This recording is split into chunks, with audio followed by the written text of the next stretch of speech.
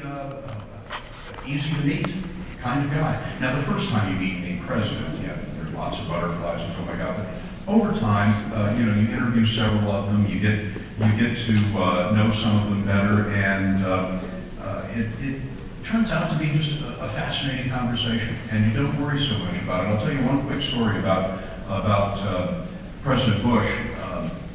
We were on Air Force One, and I was doing an interview with him about what happened to him around the White House on September 11th. We were doing an hour-long 60 minutes on the first anniversary of September 11th, and it was the president's story of what had happened to him.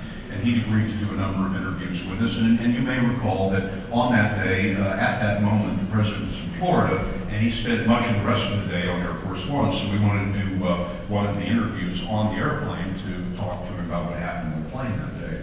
So we sit down in his office, which is forward on the 747, and his stateroom is up in the nose of the 747. It's connected to the office by a door. So he's sitting at his desk, and I'm sitting on the other side of the desk. We have all the cameras and the crews and everything set up, and so we do an interview. Lasts about half an hour or so, goes really well.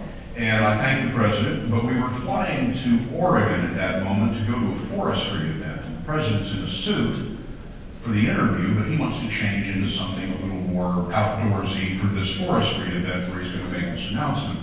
So he excuses himself and goes up into the stateroom to change clothes.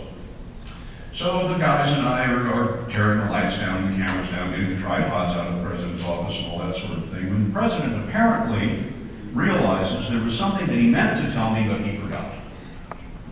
So he comes back in. I have no idea what the President of the United States said to me in that moment, because the President was not wearing a shirt. He was apparently oblivious to his fact. And so I'm looking him straight in the eye, and I'm thinking the President's not wearing a shirt, and the President finishes whatever it was he meant to say, and he walks back out, and I'm looking at the guys, I said, well, you don't see that every day. So that's how casual it can be when you sit and talk to the President. President Bush was very much that way. He was just kind of a hail fellow, well back, and just